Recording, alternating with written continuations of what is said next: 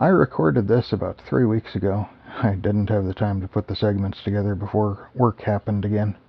Before I get into the body of this, though, I decided to add a bit up front.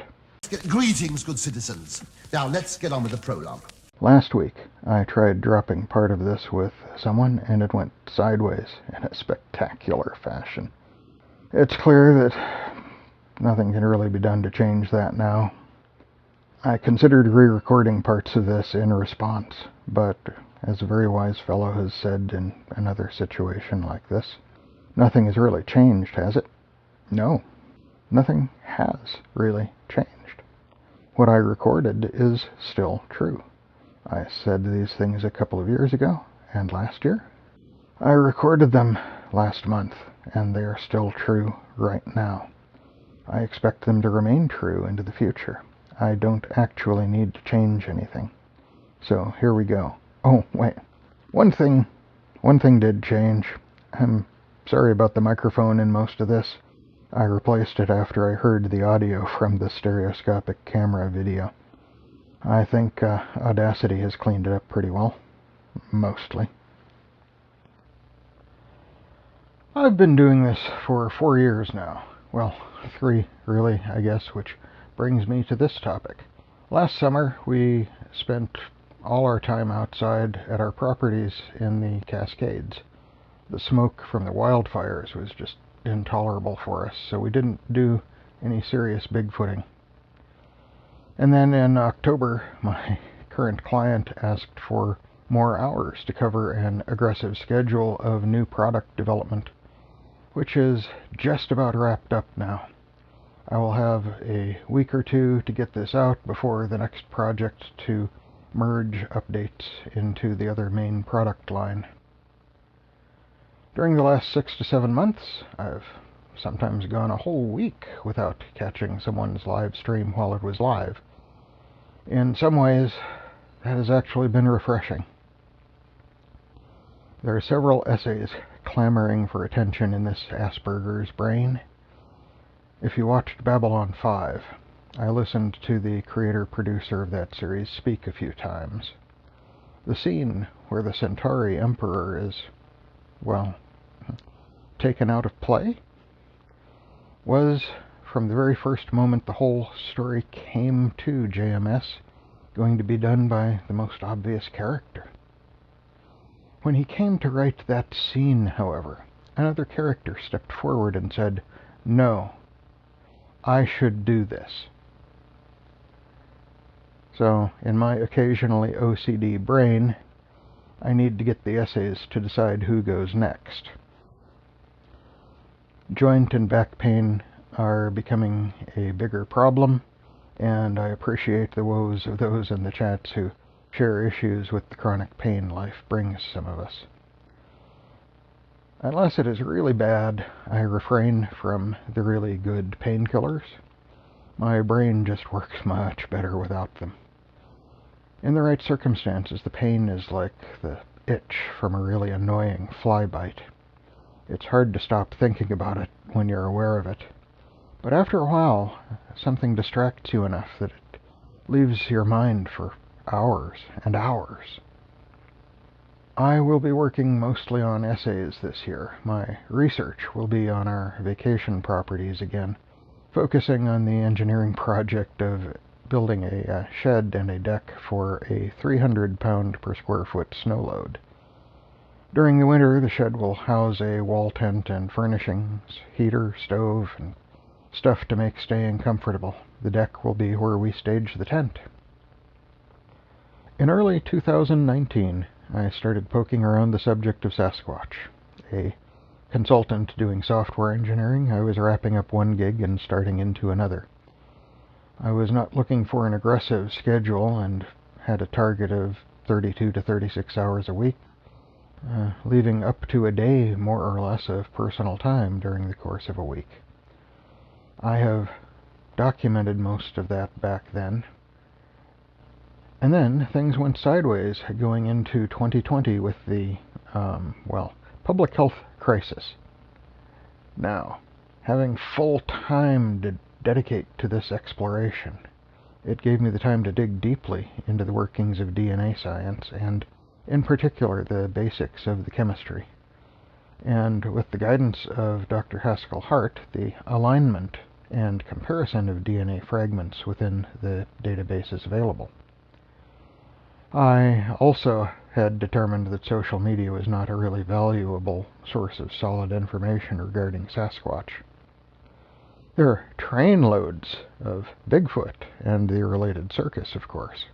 And actually, I hope it comes as no surprise that the social media forum is not actually a good reference for any kind of research, except maybe human psychology. It is only after some level of mastery of a subject that one might navigate social media for the gems it holds on any given subject. And I should clarify for those who are not aware, I reserve the term Sasquatch for the real-life flesh-and-blood creature that lives out in the woods, and I use the term Bigfoot for that and everything else, the else being the mystical and magical, the superstitious, the misidentifications, and the other silliness for the whole circus. Due to the public health crisis, we did not do any meetings or gatherings and focused mostly on what was available, social media, and going to the places that we did know about, of course. From a strictly objective standpoint, looking for rigorous scientific approaches, there has not been much to find out there. Many people know the words, but they lack the practical experience. Bigfoot world is far from perfection, and even good enough is honestly hard to find. I have found experiencers, adventurers, researchers, investigators. And the rest. Experiencers just want the Bigfoot encounter, but will usually not go to too much trouble for it. Adventurers will go to some trouble and effort for the encounter, but recording the process is not really their thing. Researchers are trying to identify the behaviors of the subjects to figure out how to obtain stronger evidence of their reality. And investigators look to places or to eyewitness accounts and credible stories. Bearing in mind I am still discussing social media here, the terms evidence and credible are perhaps used a little bit loosely. For most people who do what I do professionally, research is almost entirely seeking documentation for information that someone else has already done the real discovery for. There may be work to identify novel things emerging from the development of a new widget, but most do not ever need to do the work on real discovery of novel issues resulting from the development of new technology. The vast majority apply technology to be integrated in new tools. I have been fortunate enough to be in situations to design and develop ways to identify and characterize new problems encountered in the development of new technologies and new applications of technology. I have worked with a broad variety of sensor and recording methods to gather data and identify patterns. With a great deal of experience, most people do not grok the value of rigorous methods and objective analysis. While I can occasionally bend and stretch the thinking of people, once that is done, for the most part, their thinking returns to its original form, much like a rubber band returns to its original shape when you set it down. I have explained that practical knowledge cannot just be teleported into the brain. I know Kung Fu. The brain, to be programmed, must be compliant, attentive, and must be repetitively exposed to the material, and must apply the material in practical ways, or true mastery of a subject simply will not happen. After numerous attempts to offer even simple experiments to identify or evaluate specific issues, the value of these are typically rejected because either they are not understood or appreciated, or in some way perhaps they're recognized on some level as a threat to some cherished conclusion that has already been reached. Richard Feynman frequently said, "I would rather have questions that cannot be answered than answers that cannot be questioned." Bigfoot world is pretty much the opposite of that, so finding anyone even applying reasonably good practices to their experiments is a rare thing, and I have truly found very few. Only 3 weeks before Washington State shut things down in early 2020, I went to a gathering in Puyallup and met a fellow in a forest camo outfit and a Bigfoot badge on his shoulder.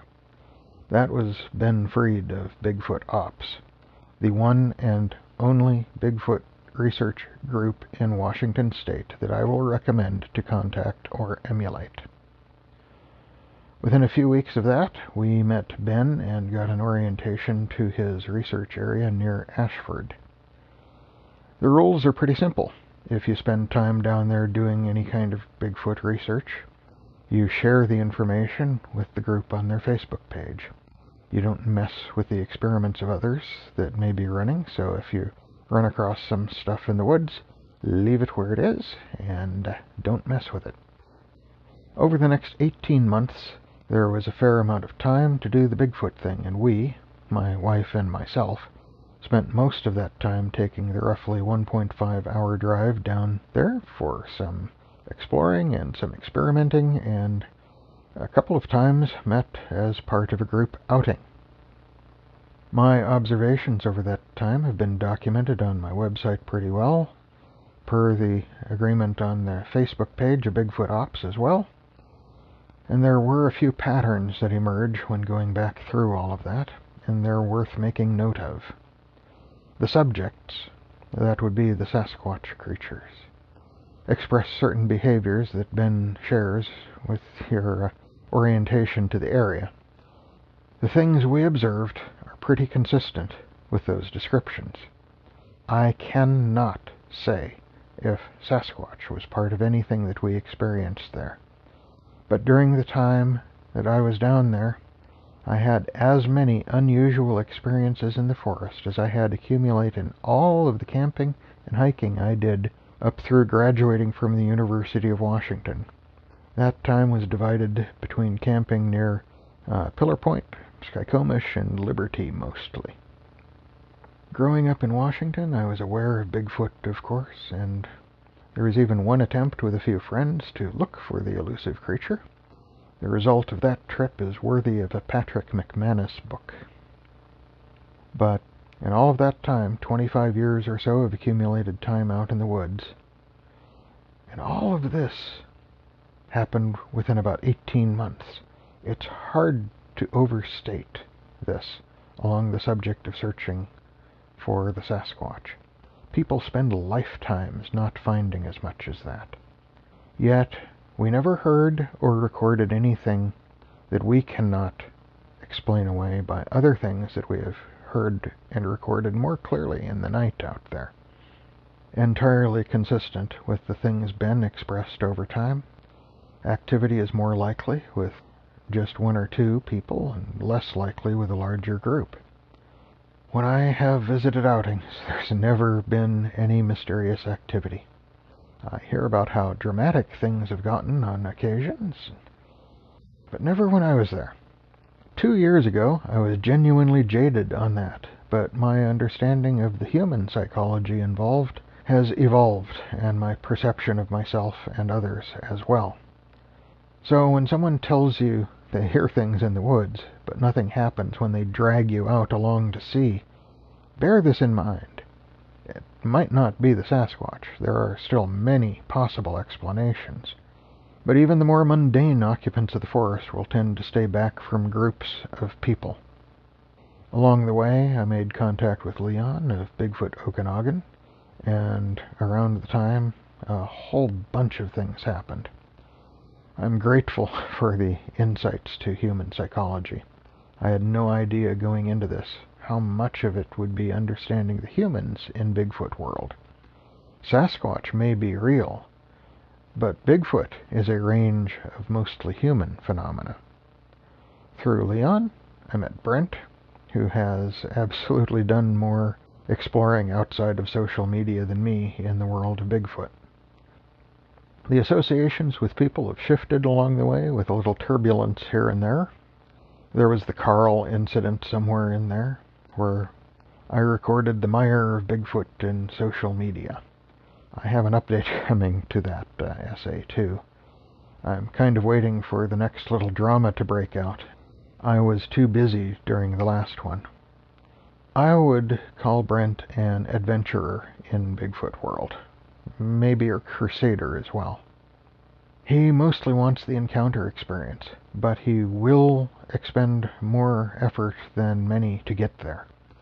Research is not really his thing, but he will help the researcher with enthusiasm and diligence when that effort aligns with his goal of the encounter. Brent introduced me to the Bigfoot tree and his involvement there. That time has left a mark on him, but instead of cynical, he has become determined to get more objective and rational, and held on to the acceptance that something is actually going on out there in the woods. The crusader in him is striving to prevent others from the things that led him astray when he started into his Bigfoot journey. My only real concern for him is that pursuing the hoaxers and the grifters will lead him to darker places. Oh, he's too ethical and too conscious of the harm to others to be led into doing those things himself.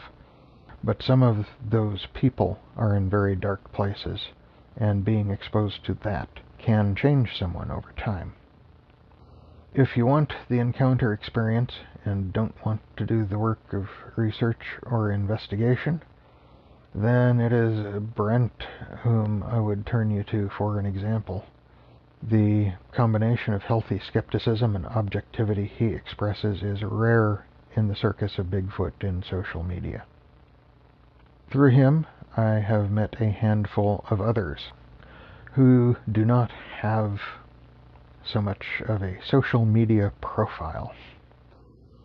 They actually give me more hope for the future of Bigfootery than I find in the main body of social media. But that is another essay. I think the title is going to be The Next 55 Years Without Finding Sasquatch. How does that sound? Someone else to emulate in this whole thing is Matt Larson, who created Central Florida Bigfoot. His journey has had some rocks and shoals, but it has been gratifying to watch his evolution in the subject. It's too bad, in my perspective, that he has set such a limited time span for doing this. Many have spent their lifetimes in Bigfootery without seeing the creature, but I cannot blame him for not wanting to be the bitter old never saw one. There are times Matt has walked away from Leon and or me along the way, challenged to accept something that we suggested, but his objectivity and his healthy skepticism has taken root in a way that has been marvelous to observe. At some point over a year ago, Matt stated simply and succinctly something that I was coming to terms with myself. When I show up, Bigfoot doesn't. Over the last year or so, this has just become a joke in conversation when we talk, because at least for him, it seems to happen all the time. So, for the last few months, I've been wanting to work in the introduction of the Larson effect. Pain is an effective demotivator. I already mentioned that. If you're in Western Washington and wanting to get involved with the Bigfoot experience in some way, you probably won't be running into me this year. I'm still in email, I'm still on the channel, I still have the website and Facebook. I will gladly look at audio and other evidence, time permitting, and I will still help you develop your kit for research if that's your thing. Side note, yeah, Wizard of the Adirondacks, I am going to make time for that very soon. To the end of my not being out there, there are several mantles that I should bestow in a silly and symbolic passing on of a few torches. I would love to put together something like the Bilbo Baggins left-handed stream of "was that really a compliment?" But while I appreciate that level of humor, it's not a skill of mine. Puns, maybe, but not such grandiose smacks of appreciation. At the beginning of the public health crisis, I had been enthusiastically drilling into the science of DNA. And because of a coworker at my new client's office, I began to realize that the actual chemistry of DNA was probably not so daunting as I had thought. By obtaining surplus equipment and repairing or modifying it, all the things I needed to put together a lab capable of sterile PCR work were really actually quite possible to someone with my engineering skill set. I would not be able to afford the sequencing equipment, but I could process the samples up to that point, and then I could contract to a lab to do the actual sequencing. Then I would need to do the analysis. There would be no need to bring up what was being sequenced with this approach. For some time I seriously considered the effort and expense. It might even be a service for the few people who look into exploring this kind of thing on the hobby level and the tinkering level. I mean the DNA and the biochemistry more than the Bigfoot stuff, but the Bigfoot stuff too. Believe it or not, there are such people. There are places where the student or enthusiast can access lab space for this kind of biological experimentation.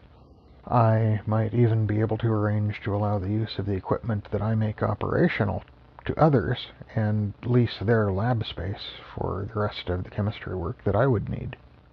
My expectations on this front have changed since 2019, and the fact is Sasquatch is so vastly outnumbered by Bigfoot in the forests of the Northwest, I've kind of left DNA science behind. So the mantle of someone who has dug into and through the Ketchum study and still thinks there may be a path to DNA discoveries in this subject, right now that has to go to Kevin Harter.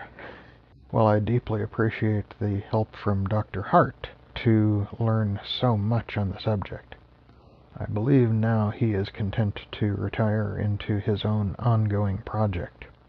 Without the supercomputer time, aligning fragments is a very time-consuming task. The mantle of curmudgeonly skeptic in the house must go to Joe at Western New York Bigfoot Atheists and, well, whatever he's calling his operation these days. It changes once in a while. If I could grant temperance to Brent, I would do so, but I do not think he can go there at this time, because of his drive to eliminate the influence of hoaxers and grifters. Therefore, I do not expect he would really appreciate that mantle at this point. Since Matt is the namesake for the Larson effect, I guess I would leave that of myself to Brent. But I think he already carries that mantle, actually. With the objectivity and the skepticism that he brings practically into the woods with his toolkit, I think he is less likely than most to mistake Bigfoot for a real Sasquatch encounter. Maybe Max Powers? The Wizard of the Adirondacks? I guess I'll hold on to that one myself for a while. I'm also adding this segment of pros and cons in light of recent misunderstandings to clarify my guidance if anyone is exploring this subject.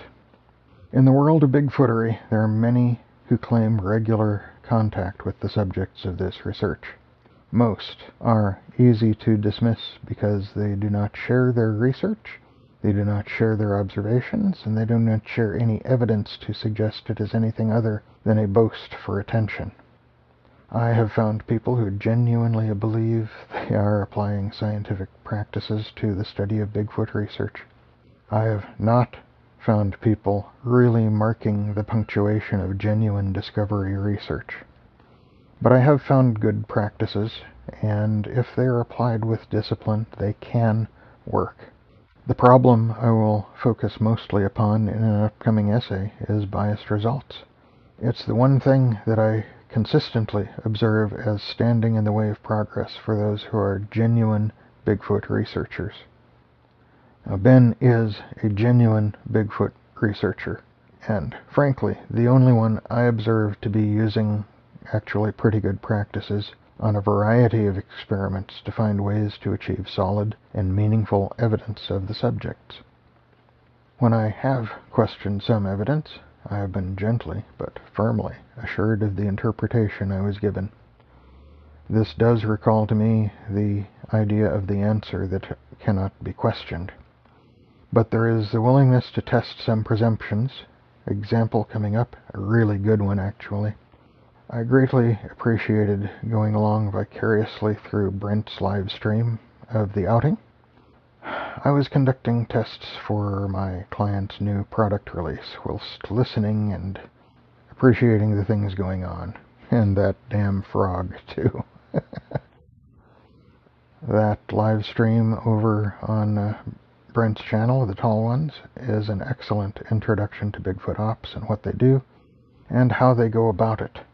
If you listen to that with objectivity and skepticism, to that adventure and the other adventures with them that I hope Brent continues to share, and those on his own, I expect you to observe the same things that I do. That is a logical fallacy, and it's one that I have a hard time shaking off. The burden of knowledge, the expectation that you will perceive the same things I do, that you are understanding of what I am thinking, and when I express the idea that you have grasped the same thought. Ben claims irregular but consistent interaction with the subjects, but he shares his research area and his ideas. And remember what I have already said about my observations from the same area. In 18 months visiting that area, I had more odd and inexplicable things going on than I have observed in many years of being in other places in the woods. I never saw a Sasquatch there. I never caught something compelling on thermal. I could easily claim that it must be Bigfoot, but my discipline and my experience and my skepticism prevent me from going there. When I have been there with others, nothing happens. There is only one exception to that, and that was the very first day we were down there, when we met Ben and first visited the area. I described all of that before, and it absolutely does not detract from what he's doing either. I think he tends to attribute too much of his observations to the Sasquatch, but I am entirely willing to be wrong about that. I think that biases from his introduction to the subject of Bigfoot contribute to these conclusions, and yet he has moved off on his own to be independent from the biases of others. My evidence that he is performing good practices is highlighted by an experiment to observe what really happens to items left in a gifting area, as just one outstanding example. Most researchers lean into the Bigfoot explanation.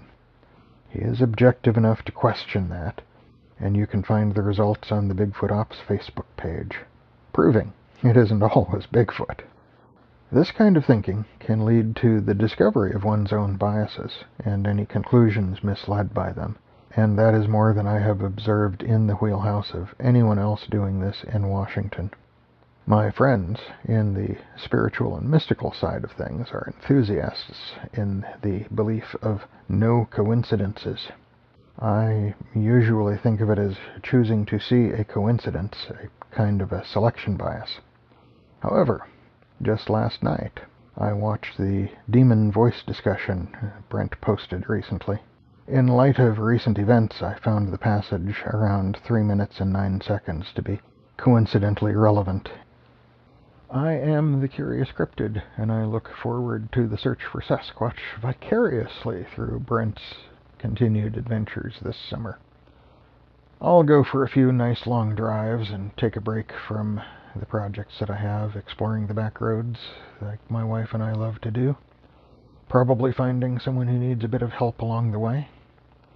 I will be testing the limits and capacities of the thermal imagers I've been using, and I have some practical experience with infrasound measurement and recording that I want to finish.